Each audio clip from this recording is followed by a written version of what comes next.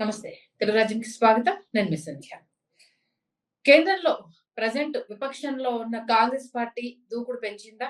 ఎందుకంటే విద్యార్థులకు సపోర్ట్‌గా నిలుస్తూ రాహుల్ గాంధీ దీక్ష కూర్చోవడం, అలాగే ఫ్యూచర్‌తో పెట్టుకుంటున్నారు అంటూ ప్రధాని మోదీకి హితవు పలకడం చూస్తుంటే కాన్ఫిడెన్స్ లెవెల్స్ అనేవి పెరిగాయా అనంటే అవుననే సమాధానం వినిపిస్తోంది. బట్ ఎంతవరకు ఈ దూకుడిని కంటిన్యూ చేయగలరు? యాక్షన్ ప్లాన్ అనేది రాబోయే రోజుల్లో కాంగ్రెస్ పార్టీ ఎలా అడుగులు వేయబోతోంది? రాహుల్ గాంధీ దూకుడు ఇంకా ఇదే సరిపోతుందా? ఇంకా ముందుకు వెళ్లాల్సిన అవసరం ఎంతైనా ఉందా? దీనికి సంబంధించి పూర్తి డీటెయిల్స్ అందించడానికి పొలిటికల్ అనలిస్ట్ కృష్ణకుమారి గారు మనతో ఉన్నారు. ఆవిడని అడిగి మరిన్ని వివరాలు తెలుసుకుందాం. కృష్ణకుమారి గారు నమస్తే అండి. నమస్తే. రాహుల్ గాంధీ గారు అవునన్నా కాదన్నా మొన్న జంతర్ మంతర్ ఇన్సిడెంట్, స్టూడెంట్స్ ధర్నా, కాక్రోచ్ జనతా పార్టీకి సపోర్ట్ ఇవన్నీ చూస్తే కొంత స్ట్రాటజీ మారింది. పట్టాలెక్కింది బండి అన్న వాదనని కాంగ్రెస్ పార్టీ నేతలు చాలా గట్టిగా వినిపించే ప్రయత్నం చేస్తున్నారు. ఎంతవరకు ఏకీభవించవచ్చు? ఇదే సరిపోతుందా? ఇంకా దూకుడుగా వెళ్లాల్సిన అవసరం ఉందంటారా? ఒక రకంగా అండి బండి పట్టాలెక్కిందని చెప్పొచ్చు ఖచ్చితంగా. మామూలుగా అంటే అంతకుముందు పట్టాలెక్కలేదా అని మాట్లాడేస్తారు మన బత్తాయిలు వెంటనే. కానీ సరి అయిన సమయంలో సరి అయిన నిర్ణయం తీసుకోవటంలోనే అసలైన స్ట్రాటజీ ఉంది అని నేను నమ్ముతాను. సరి అయిన సమయంలో సరి అయిన నిర్ణయం ఏంటి అంటే అవి మెరుపు నిర్ణయాలు కావచ్చు, వ్యూహాత్మక నిర్ణయాలు కావచ్చు, సమయాన్ని బట్టి సందర్భాన్ని బట్టి తీసుకునే నిర్ణయాలు కావచ్చు. ఆ రోజు వరకు ఢిల్లీ జంతర్ మంతర్ లో జరుగుతున్న దాని గురించి ఎక్కడ పెద్దగా స్పందించలేదు కాంగ్రెస్ పార్టీగా, చూస్తా ఉన్నారు.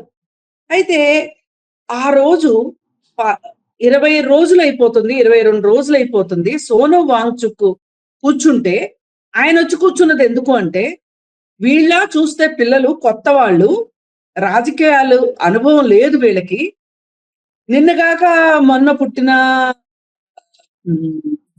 పసి ఉద్యమం అది. ఈ పసి ఉద్యమము వాళ్ళు చాలా తలకు మించిన భారాన్ని నెత్తిన వేసుకున్నారు.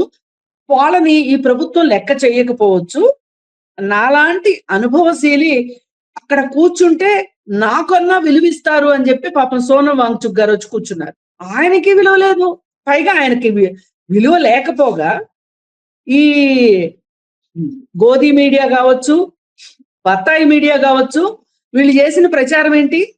ఆయన ఒక దేశద్రోహి, ఆయన చైనా ఏజెంటు, పాకిస్తాన్ వెళ్ళాడు, బంగ్లాదేశ్ వెళ్ళాడు, అక్కడికి వెళ్ళాడు, ఇక్కడికి వెళ్ళాడు, ఆయన 6th షెడ్యూల్ గురించి మాట్లాడాడు. అమ్మో, అసలు 6th షెడ్యూల్ అంటే ఏంటో తెలుసా అండి మీకు? అది ఎంత ప్రమాదకరమో తెలుసా అని గుండెలు బాదుకున్నారు, గుండెలు పగిలేలాగా. మరి ఈ ప్రచారంతో ఒక పక్కన జరుగుతా ఉంది. ఈ పరిస్థితుల్లో రోజు 20 రోజులు గడిచిపోయినాయి. ఇంకా వీళ్ళు, కానీ గొప్ప విషయం ఏంటంటే వీళ్ళు ఎంత శైశవ దశలో ఉన్న ఉద్యమం అయినప్పటికీ, అది అనుభవం లేని వాళ్ళు అయినప్పటికీ వాళ్ళు డెడ్ లైన్లు ఇస్తూ వచ్చారు. ఎక్కడ ఒక్కసారి కూడా ఆల్ ఆఫ్ ఏ సడన్ ఏది చేయలేదు వాళ్ళు. ఇదిగో మేము వచ్చాము, మేము నిరసన ప్రదర్శన చేస్తున్నాం, ఇది దేశమంతా తీసుకెళ్లి చెప్తాము, ఈ లోపు మీరు ధర్మేంద్ర ప్రధాన్ రాజీనామా చేయించండి అని డెడ్ లైన్ పెట్టారు. దేశమంతా తిరిగారు, మళ్ళీ ఢిల్లీకి వచ్చారు, మళ్ళీ మేము ఉద్యమం స్టార్ట్ చేస్తాము అని చెప్పారు, స్టార్ట్ చేశారు. ఇలా అంచెలంచెలుగా చేసుకుంటూ వచ్చారు. అయితే దానికి ప్రతిఫలం ఏంటి? ఓ పక్క సోనం వాంగ్చుక్ గారు ఆయన ప్రాణాన్నే పణంగా పెట్టడం ఒకటైతే, వాళ్ళ పిలుపుని అందుకుని ఎంతో మంది, లక్షలాది మంది ఢిల్లీకి చేరుకున్నారు పిల్లలు. ఆ పిల్లల్ని కంట్రోల్ చేయలేక అసలు అది మొత్తంగా ప్రభుత్వ వైఫల్యం. అది అంతమంది పిల్లలు వస్తున్నారు అని చెప్పి ఇంటెలిజెన్స్ చెప్పలేదా అండి? ఇంటెలిజెన్స్ నిద్రపోతుందా? ఎందుకు ఇంటెలిజెన్స్ వ్యవస్థ మీద మీరు ఇంత డబ్బును ఖర్చు పెడుతున్నారు కదా? పైగా అమిత్ షా గారు మాట్లాడితే ఏమంటారు? చీమ చిటుక్కుమన్నా తెలుసుకునే ఒక వ్యవస్థ ఉన్నది అని చెప్తా ఉంటారు కదా ఆయన. మరి అలాంటప్పుడు ఈ పిల్లలు వచ్చేది ఎలా తెలియకుండా ఉందండి? సరే, అన్ని పిల్ల బొద్దింకులు ఏముంది, మనము లాఠీ చార్జో లేకపోతే బాష్పవాయువో లేకపోతే ఏదో చేస్తే హిట్ లాగా కొట్టేస్తే బొద్దింకులన్నీ చచ్చిపోతాయి. అని అనుకున్నారు వీళ్ళు. ఎంత ఎక్కిరిచ్చారండి, బొద్దింకులు. సరే, అంతమంది దెబ్బలు తిన్నారు కానీ ఏ ఒక్కళ్ళు వెనుదిరగలేదు. పైగా ఒక అమ్మాయి 2 చేతులు చాచి, వెనకమాల పిల్లలు ఉద్యమకారులు ఉన్నారు. ఆ చేతులు చాచిన విధానం చూస్తే చూసారా, నవ్వుతో నభవిష్యత్తు. ఇట్లాంటి చిత్రాలు మనకి ఆ రోజు ప్రదర్శన పొడుగున దర్శనమిస్తూనే ఉన్నాయి. ఆ పిల్లల కాన్ఫిడెన్స్ అది, ఆ వయసులో ఉండే మొండితనం వల్ల వచ్చిన ధైర్యం అది. అదే కొంచెం పెద్దవాళ్ళైతే అమ్మో ఏమవుతుందో అని ఆలోచించే వాళ్ళేమో. ఈ పిల్లలు పిడుగుల్లాగా దేనికి వెరవకుండా ముందుకు పోయారు.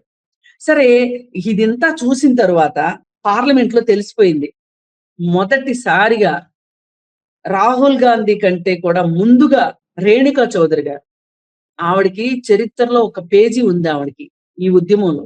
ఆవిడ బయటకు వచ్చి పిల్లల్ని కొడతారా, సిగ్గు లేదు మీకు, సిగ్గుందా మీకు, ఇది ప్రభుత్వాలు అంటారా అని ధర్మేంద్ర ప్రధాన్ పక్కన నుంచుని మాట్లాడారు. ఆవిడ వచ్చేసారు, పిల్లల్లోకి వచ్చేసారు, ధైర్యంగా వచ్చేసి ఆవిడ మాట్లాడే మాటలు ఆ పిల్లలకి చాలా ధైర్యాన్ని ఇచ్చినాయి. ఏది ఏమైనప్పటికీ ఇదంతా చూసిన తర్వాత మల్లికార్జున్ ఖర్గే గారు వచ్చేసారు బయటికి. కానీ ఇదంతా గమనిస్తున్న రాహుల్ గాంధీకి ఆయన మేధో మదనం ఏదో జరుగుతుంది, మనసులో ఏదో ఆలోచించుకుంటా ఉన్నారు, ప్లాన్ వేసుకున్నారు. అదేంటి అంటే, ఒక మెరుపు ఆలోచన, ఎవ్వరికి చెప్పకుండా, చడీ చప్పుడు లేకుండా ఇంటికి వెళ్ళిపోతున్న మనిషి ఆయన మార్గాన్ని మార్చుకుని మోదీ ఇంటి ముందుకు వెళ్ళి కూర్చున్నారు. అది గాని జరగకపోయి ఉంటేనండి, మోదీ ఇంటి ముందుకు వెళ్ళి కూర్చొని ఉండకపోయి ఉంటే, ఆయన కూడా లాఠీ దెబ్బలు తినకుండా ఉంటే గనక ఆయన్ని చరిత్ర క్షమించేది కాదు. అంటే ఇప్పుడు మీరు అన్న పాయింట్ కి సంబంధించి, అంటే ఇంటెలిజెన్స్ ఫెయిల్ అయింది అన్న దాని విషయంలో కేంద్రం ఏం చెప్తుందంటే, ఆ రోజు మల్లికార్జున ఖర్గే బర్త్డే ఉంది కాబట్టి ఆయన సెలబ్రేషన్స్ కోసం వీళ్ళందరూ వెళ్తాం అనుకునే టైంలో వీళ్ళు టర్న్ అయ్యారు కాబట్టి అక్కడ ఇంటెలిజెన్స్ అనేది ఒక ఇంత వీళ్ళు మళ్ళీ రాంగ్ ట్రాక్ పట్టించారు అన్న ఒక నరేషన్ తెర మీద తీసుకొచ్చింది మేడం. దీని గురించి ఏమంటారు? నేను మోడీ ఇంటి దగ్గరికి వెళ్ళిన ఎంపీల బృందం కావచ్చు, కాంగ్రెస్ పార్టీ కార్యకర్తల గురించి నేను మాట్లాడట్లేదండి. వాళ్ళు ఇంటెలిజెన్స్ ఫెయిల్ అయింది ఎక్కడ అంటే, పిల్లలు ఇంతమంది వస్తుంటే ఓ 5,000 మంది వస్తారు, ఓ 10,000 మంది వస్తారు, వాళ్ళ మీడియా తోటి 10,000 మందే వచ్చారని కూడా చెప్పుకున్నారు. కానీ 5 లక్షల మంది పిల్లలు వచ్చారు. వాళ్ళ ట్రైన్స్ ఆపేశారు, ఆ ఏరియాలో నెట్ లేకుండా చేశారు, కిలోమీటర్న్నర నడుచుకుంటూ వచ్చారు పిల్లలు. తిండి లేదు, నీళ్లు లేవు, బాత్రూములు లేవు. ప్రకాష్ రాజ్ లాంటి వాడికే బాత్రూమ్ దొరకనప్పుడు పిల్లలకు బాత్రూములు దొరుకుతాయండి? ఎంత చేశారు అసలు? ఇవన్నీ చేస్తే ఆ రోజు గనక రాహుల్ గాంధీ ఆ నిర్ణయం తీసుకోకపోయి ఉంటే గనక, నేను మళ్ళీ చెప్తున్నానండి, నాలాంటి వాళ్ళు కూడా క్షమించేవాళ్ళు కాదు. ఖచ్చితంగా రావాలి ఇక బయటికి అనే ఒక పరిస్థితి వచ్చింది. రాహుల్ గాంధీ ఆ నిర్ణయం తీసుకుని అక్కడ కూర్చున్నాడు, దెబ్బలు తిన్నాడు, రక్తాన్ని కళ్ళజోడటం గాని, దేశానికి అర్పించటం గాని వాళ్ళ కుటుంబానికి ఏం కొత్త కాదు. వాళ్ళ రక్తం చాలానే ఈ భారతదేశం కళ్ళ చూసింది ముత్తాతల దగ్గర నుంచి. సరే, ఆ రోజు ఆ నిర్ణయం తీసుకోవటం వల్లనే మొత్తం కథంతా మలుపు తిరిగింది. అప్పుడు ఇక ప్రభుత్వం అక్కడికి 2 రోజులు చూసింది. వాళ్ళని తీసుకెళ్లి ప్రియాంక గాంధీని, ఆమె ఒక ఎంపీ, ఆమెని మగ పోలీసుల చేత, అంటే ఏ మహిళనైనా సరే మగ పోలీసులు ముట్టుకోవటానికి లేదు ఎక్కడైనా సరే. మహిళా పోలీసులు వచ్చిందాక ఆగాలి, వాళ్ళ దగ్గర వెయిట్ చేయాలి. కానీ అంటే వీళ్ళు ఎంత అవమానించాలో అంత అవమానిద్దామని డిసైడ్ అయిపోయి చేశారు. తీసుకెళ్లి స్టేషన్ లో పెట్టారు. ఆ తెల్లారి కూడా లేదు. ఇక్కడ పక్కన పిల్లలు నిరాహార దీక్ష కంటిన్యూ చేస్తూనే ఉన్నారు, ఉద్యమం చేస్తూనే ఉన్నారు. దీనిని ఆసరాగా చేసుకొని, ఢిల్లీలో జరిగిన దాన్ని ఆసరాగా చేసుకొని దేశం మొత్తం అన్ని చోట్ల దీనికి సంబంధించి సంఘీభావంగా ఉద్యమాలు నడిచినాయండి. మన తెలుగు రాజ్యం ఛానల్లోనే నేను మాట్లాడటం జరిగింది. ఇది ఎక్కడో ఢిల్లీలో ఏదో జరుగుతుంది, మనం చూస్తూ ఉందాము, వార్తల్లో చూద్దాంలే అనుకుంటే కాదు, ఈ దేశం మొత్తం అంతర్భాగం అయితేనే ఆ ఉద్యమంలో మార్పు వస్తుంది అని చెప్పి మన స్టూడియో నుంచే నేను మాట్లాడటం జరిగింది. అట్లాగే అన్ని చోట్ల హైదరాబాద్ లో వరుసగా ఉద్యమం, ఎక్కడో చోట నిరసనలు, ధర్నాలు, నిరాహార దీక్షలు, అలాగే ఇందిరా పార్క్ దగ్గర ధర్నా చౌక్ లో నేను భాగస్వామ్యంగా ఉన్న ఉమెన్ అండ్ ట్రాన్స్జెండర్ జేఏసీ తరఫున 3 రోజులు నిరాహార దీక్ష చేద్దాం అనుకున్నాం, రిలే నిరాహార దీక్షలు. కానీ పర్మిషన్ 1 రోజుకే ఇచ్చారు. అక్కడికండి అవాక్కైన విషయం ఏంటి అంటే, రాత్రి 9:30కు వచ్చిందండి మాకు పర్మిషను.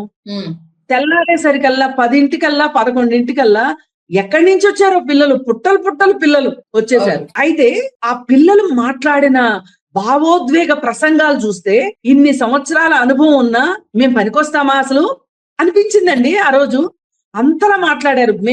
నాయకులు ఎవ్వరూ మాట్లాడలా, కేవలం పిల్లలతోనే మాట్లాడిచ్చాం. అక్కడికి వాళ్ళేమి ఉద్యమాలతో సంబంధాలు ఉన్న పిల్లలు కూడా కాదు, జనరల్ స్టూడెంట్స్, సామాన్య విద్యార్థులు ఇలా జరుగుతుంది అని ఫేస్బుక్ లో చూసుకుని వచ్చేసారు. అయితే ఇదంతా, ఈ మార్పు రావటానికి కారణం ఖచ్చితంగా చాలా మంది చేత ఎగతాళి చేయబడిన బొద్దింకల పార్టీయే.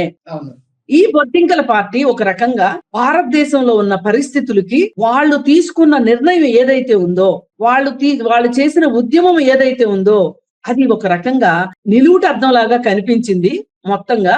అలాగే ఒక ఉత్ప్రేరకంగా పనికొచ్చింది. ఇవాళ దేశం మొత్తంలో కూడా ప్రతి ఒక్కళ్ళు అయితే మేము గొంతెత్తి మాట్లాడతాం, నిలదీస్తాం, ప్రశ్నిస్తాం అనేదాకా ఇవాళ అందరికి ఒక ధైర్యం వచ్చింది అంటే ఖచ్చితంగా ఈ ఉద్యమం ఇచ్చిన స్ఫూర్తినే చెప్పుకోవచ్చు.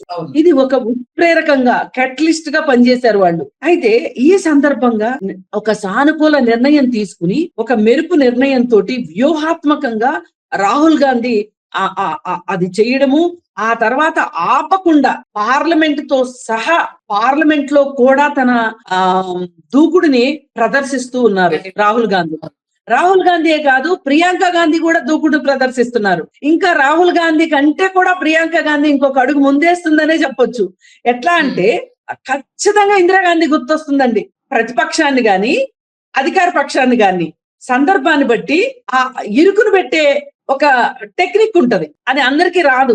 ఆ విషయంలో పాపం రాహుల్ గాంధీ అయ్యో పాపం వాళ్ళని ఇరుకుని పెట్టడం కరెక్ట్ కాదు కదా అని చెప్పి ఒక రకమైన ఒక సాధు మెంటాలిటీలో ఒక సున్నిత మనస్కుడండి రాహుల్ గాంధీ, ఏ మాట కామాట. కానీ ప్రియాంక గాంధీ దగ్గర అది గాని ఎక్స్పెక్ట్ చేస్తే బొక్కబర్ల పడ్డట్టే ఎవరైనా సరే.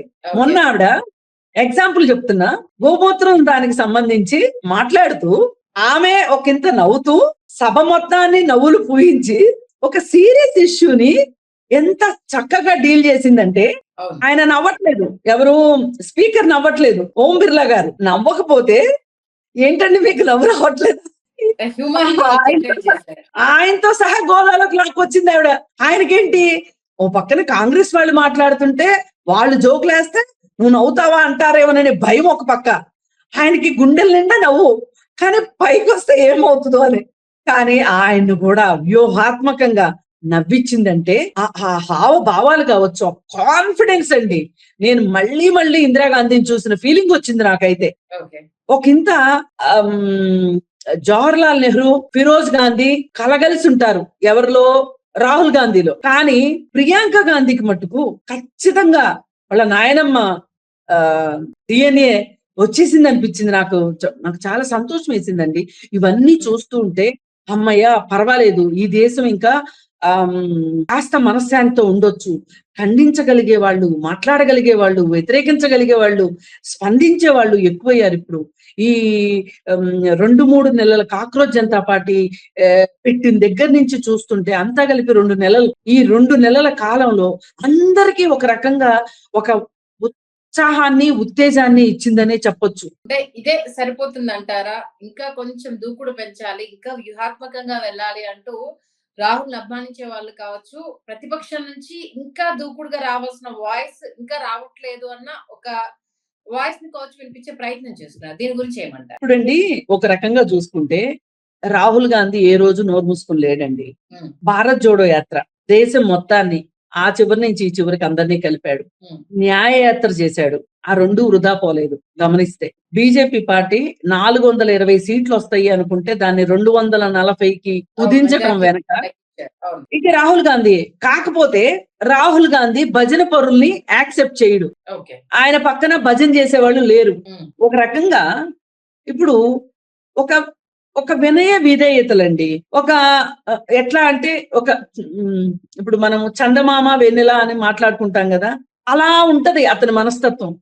కానీ ఇవాళ కావాల్సింది దేశానికి ఒక బగబగమండే సూర్యుడు కావాలి. ఇవాళ ఆ బగబగమండే సూర్యుడు ఈ అక్క తమ్ముళ్ళలో లేదంటే అన్నా చెల్లెళ్ళలో వాళ్ళల్లో ఉన్నదని ఒక నమ్మకం వచ్చింది. పైగా కాంగ్రెస్ వాళ్ళు కూడా ఏ మాటకు ఆ మాట ఈ మధ్య చాలా కష్టపడి పనిచేస్తున్నారు. అందుకోసం ఏంటి అంటే ఇది ఏదైనా ఒక్కరి వల్ల అవ్వదండి. ఏదైనా సరే ఇప్పుడు అక్కడ అభిజిత్ దీప్కే కూర్చున్నంత మాత్రాన ఏమన్నా అవుతుందా? సోనం వాంగ్చుక్ కూర్చుంటేనే ఏమీ కాల. ఇది ఏదైనా సరే సమిష్టిగా పనిచేయాలి. కాంగ్రెస్ పార్టీ అయినా ఒక తాటి మీద వచ్చి సమిష్టిగా పనిచేయాలి. అలాగే వాళ్ళ పని విధానాన్ని కావచ్చు, వాళ్ళ పనిని కావచ్చు, నోరు తెరిచి నోరారా హర్షించిన వాళ్ళు కూడా లేరండి 12 ఏళ్లలో.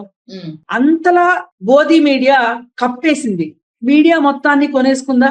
ఇప్పుడు యువతకి మీడియా మొత్తాన్ని బీజేపీ పార్టీ కైవసం చేసుకుంది అన్న సంగతి తెలియకపోతే ఎన్డీటీవీ రిపోర్టర్ ని తరిమి కొడతారా చెప్పండి? నేను దాన్ని సమర్థించును అలా తరిమి కొట్టడాన్ని, అలా భయభ్రాంతులకి గురి చేయడాన్ని నేను సమర్థించను. కానీ ప్రజాగ్రహం అలా వచ్చింది. ప్రజలకి ఈ మీడియా మా కోసం కదా ఉండాలి, మా సమస్యల కోసం కదా పనిచేయాలి. అది అసలు ఈ సంస్థలన్నీ సారీ చెప్పిన ఉదంతం కూడా మనం మాట్లాడాలి మేడం. ఇప్పుడు ఆ నిమిషానికి మీరు సపోర్ట్ చేశారు కాబట్టి బాధతో మిమ్మల్ని మేము గేలి చేశాము.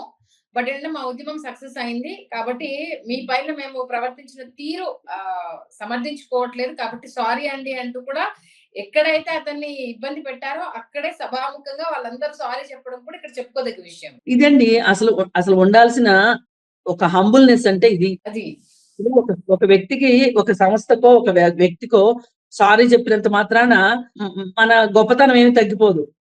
అయితే ఇవాళ రాజ్దీప్ సర్దేశాయ్ గాని, రవీష్ కుమార్ గారు గాని, ఇట్లాంటి వాళ్ళందరూ కూడా అలాగే ప్రణయ్ రాయ్ గారు కావచ్చు, ఇట్లాంటి వాళ్ళు ఎవరైతే ఉన్నారో జర్నలిస్టులు, ఇంకొక ఆయన ఉంటారు, ఆయన పేరు గుర్తు రావట్లేదు, ఇట్లాంటి వాళ్ళందరూ కూడా వాళ్ళు పనిచేసిన సంస్థల్లో నుంచి బయటికి వచ్చేసేసి ఇండిపెండెంట్ మీడియాగా ఎందుకు అవ్వాల్సి వచ్చింది? వాళ్ళకి మీడియాలో గొంతు లేదు కాబట్టి. ఇలా మీడియాని నొక్కి పెట్టి తొక్కి పెట్టి వాస్తవాల్ని బయటికి రానివ్వకుండా వ్యవస్థలన్నింటినీ చేతిలో పెట్టుకొని ఈడీలు, ఐటీలు రైడ్లు చేసుకుంటూ అలాగే ఒక ప్రపంచంలోనే ఒక కొత్త విషయాన్ని కనిపెట్టింది బీజేపీ పార్టీ. అదేంటంటే డబ్బులు సమకూర్చుకోవటం ఎట్లా? ఎలక్ట్రల్ బాండ్స్ ద్వారా 82% ఎలక్ట్రల్ బాండ్స్ కేవలం బీజేపీ దగ్గరే ఉన్నాయంటే ఇవాళ గల్లాపెట్టెలు గలగల్లాడుతుంది ముగ్గురికి. ఒకళ్ళు అంబానీ, 2 అదానీ, 3 బీజేపీ. ఈ ముగ్గురు గల్లాపెట్టెలే గలగల్లాడుతున్నాయి. మిగతా అంతా దేశం అప్పుల్లోకి వెళ్ళిపోయింది. అలాగే మిగతా పారిశ్రామికవేత్తలు నెగటివ్ రిటర్న్స్ చూపిస్తున్నారు. ఎవరి పరిస్థితి బాగాలేదు. అతి తక్కువ కాలంలో అతి ఎక్కువ డెవలప్ అయింది ఎవరు అంటే అదానీ, బీజేపీ పార్టీ. మరి ఇది దేనికి సంకేతం? వేరే వారి ఆర్థిక మూలాల్ని నష్టం కలిగించి వాళ్ళని ఆ విషయంలో వాళ్ళని అశక్తుల్ని చేయడం, అలాగే ఈ మీడియా ద్వారా అసత్య ప్రచారాలు చేయటం, కాంగ్రెస్ పార్టీ పైన కావచ్చు, నాయకుల పైన కావచ్చు, ఇవన్నీ చేసి అసలు ప్రణయ్ రాయ్ లాంటి జర్నలిస్టు కి కేసులా అండి ఆయన పైన. పైగా ఎలక్షన్స్ టైంలో 2019 ఎలక్షన్స్ టైంలో నేషనల్ హెరాల్డ్ కేసు పెట్టి రాహుల్ గాంధీని, సోనియా గాంధీని ఈడీ విచారణల పేరుతోటి పొద్దున్నుంచి సాయంత్రం దాకా చేయటము, వాళ్ళ పార్టీ యొక్క బ్యాంక్ అకౌంట్ ని స్తంభింపజేస్తే వాళ్ళు కనీసం రైలు టికెట్లు కొనుక్కుంటానికి కూడా వాళ్ళ దగ్గర డబ్బులు లేవండి. అంటే ఇట్లా అష్ట దిగ్బంధనం చేసి అన్ని వైపుల నుంచి వీళ్ళు ఈ 12 ఏళ్లు పరిపాలన సాగించారు. దేశానికి పెద్ద గుండుసున్నా ఇవన్నీ కూడా ఇవాళ ప్రజలు గమనిస్తున్నారండి. యూత్ కి చాలా తెలియదు అనుకునేదాన్ని నేను, చాలా తెలియదు. కానీ యూత్ ఎంత గమనించబట్టేనండి 5 లక్షల మంది ఢిల్లీకి ఎట్లొచ్చారండి. లేకపోతే రకరకాల ప్రాంతాల నుంచి. పైగా ప్రజలు కూడా దీనిలో భాగస్వామ్యం అయినందుకు నాకు చాలా సంతోషంగా ఉంది. ఏంటి అంటే మీడియా ఎంత గొప్ప పాత్ర పోషించిందని. Independent media. ఓ పిల్లాడు శనగలు తింటున్నాడు రోడ్డు పక్కన కూర్చొని, పల్లీలో శనగలో తింటున్నాడు. ఏంటి అంటే మా అమ్మ నాకు ఇవే ఇచ్చింది అని. వెంటనే ఇది పోస్ట్ చేసిన వెంటనే ఎంత మంది ఫుడ్ ఆర్డర్ చేసి పెట్టారండి ఆ పిల్లల కోసం. ఎక్కడెక్కడి నుంచో వేరే దేశాల నుంచి కూడా ఫుడ్ ఆర్డర్ చేశారు. ఇదంతా ప్రజల భాగస్వామ్యం కాదు. ఇవాళ ఈ ఉద్యమంలో అందరి భాగస్వామ్యం ఉంది. కాకపోతే ఈ కాక్రోచ్ జనతా పార్టీ అనే ఒక పార్టీ ఒక విజిల్ బ్లోయర్ గా పనికొస్తుంది, ఒక ప్రెషర్ గ్రూప్ గా పనికొస్తుంది. అంతేగాని పూర్తి రాజకీయ పార్టీ హంగులు, రాజకీయ పార్టీ వ్యూహాలు, ఎత్తుగడలు, సిద్ధాంతాలు ఇవన్నీ ఉన్న పరిస్థితి లేదు ఈ రోజు. ఈ ఉద్యమం ఇలా ఉండవలసిందే. రేపొద్దున బీజేపీ పార్టీ ఓడిపోయి కాంగ్రెస్ పార్టీ అధికారంలోకి వచ్చినా సరే వీళ్ళు వాచ్ డాగులుగా పనిచేయాల్సిందే, ప్రశ్నించే గొంతుకలా ఉండాల్సిందే. వాళ్ళు కూడా ఏం చెప్తున్నారు, మేము ఎన్నికల్లో పోటీ చేయమని చెప్తున్నారు. కానీ ప్రెషర్ గ్రూప్ గానే ఉంటారు, వాళ్ళు ఉండాలి కూడా. ఇలాంటి గ్రూప్స్ లేక, ఇలా ప్రశ్నించే గొంతుకలు లేకనే ఈ 12 ఏళ్ళు ఆడిందాట పాడింది పాటగా చేశారు. ఒక్క యూనివర్సిటీ కట్టారా, ఒక్క కొత్త చట్టం తీసుకొచ్చారా? ఏం చేశారు అసలు ఈ 12 ఏళ్ళు? 80,000 పాఠశాలలు మూసేశారు, ప్రభుత్వ పాఠశాలల్ని. అంటే పేదల్ని చదువుకు దూరం చేయటమే. ప్రభుత్వ పాఠశాల లేదు అంటే ఆ ఏరియాలో ఉన్న పేదలు చదువుకోవడానికి అవకాశం లేనట్టే. ఆ పని చేశారు. ఇది సరిపోనట్టు ఇవాళ విజయ్ ప్రభుత్వం వారానికి ఒక రోజు చికెన్ బిర్యానీ పెడతానంటుంటే వెస్ట్ బెంగాల్లో మీరేం చేశారు? పెట్టే గుడ్డును కూడా ఆపేశారు. మీ కుట్రలు ఇలా ఉన్నాయి. ఇలాంటి పరిస్థితుల్లో ఇన్ని చేస్తూ ఉంటే ఇంకా చెప్పుకోవాలంటే మనకు సమయం సరిపోదు. ఈ పరిస్థితుల్లో రాహుల్ గాంధీ, ప్రియాంక గాంధీ, కాంగ్రెస్ పార్టీ ముందుకు రావాల్సిందే. ఇండియా కూటమి మరొకసారి బలపడాల్సిన సందర్భం వచ్చిందనిపిస్తుంది. బలపడకపోతే ఈ బీజేపీ పార్టీ చేస్తున్న అన్యాయాలకి, అకృత్యాలకి మటుకు దేశం మరొకసారి చివురుటాకులాగా వణకాల్సిన పరిస్థితి వస్తుంది. అది రాకుండా ఉండాలి అంటే ఒక వెన్నుముకతో ఈ దేశం నిలబడాలి. ఈ దేశంలో పుట్టిన ప్రతి బిడ్డకి తిండి, చదువు, వైద్యము, ఉపాధి రావాలి అంటే గనక మనసుతో ఉన్న నాయకులు కావాలి, హృదయం ఉన్న నాయకులు కావాలి. 56 అంగుళాల ఛాతీలుంటే సరిపోదు, ఆ ఛాతీల్లో ఒక హృదయం ఉండాలి, మనసు ఉండాలి. అలాంటి మనసు ఎన్నో సందర్భాల్లో కాంగ్రెస్ పార్టీ తనకుంది అని చెప్పి నిరూపించుకుంది. తప్పులు లేవా అంటే ఉన్నాయి, కానీ వాటిని మనము గుణపాఠాలుగా తీసుకొని ఇవాళ కాంగ్రెస్ పార్టీ ముందుకెళ్తే గనక, కాంగ్రెస్ పార్టీ ఒకటే అని కాదండి, ఇండియా కూటమిగా ముందుకెళ్తే గనక ఈ దేశానికి పట్టిన పీడ వదులుతుంది. ఈ డ్రామా ఆర్టిస్టులు కనుమరుగు అవుతారు అని చెప్పి నేను బలంగా విశ్వసిస్తున్నాను. ఖచ్చితంగా మీరు అనుకున్న అపూర్వ వైభవం కాంగ్రెస్ కి రావాలి. అందుకు వచ్చిన అవకాశాన్ని, అలాగే విద్యార్థి లోకానికి మేము ఎప్పుడు సపోర్ట్ గా ఉంటాము అన్న స్ట్రాంగ్ మెసేజ్ కనుక వాళ్ళలోకి వెళ్ళిపోతే ఆ యూత్ అంతా ఇటువైపు టర్న్ అవుతారు. అది చాలా పెద్ద ప్లస్ పాయింట్ అవుతుంది. చూద్దాం మరి దీన్ని రాహుల్ గాంధీ గారు రాబోయే రోజుల్లో అక్క తమ్ముళ్ళు ఇద్దరు కలిసి ఎలాంటి యాక్షన్ ప్లాన్ తో ముందుకెళ్తారు, కాంగ్రెస్ పార్టీ పూర్వ వైభవాన్ని తీసుకొస్తారని మంచి సుదీర్ఘ విశ్లేషణ అందించారు. థ్యాంక్ యూ కృష్ణకుమారి గారు. Thank you.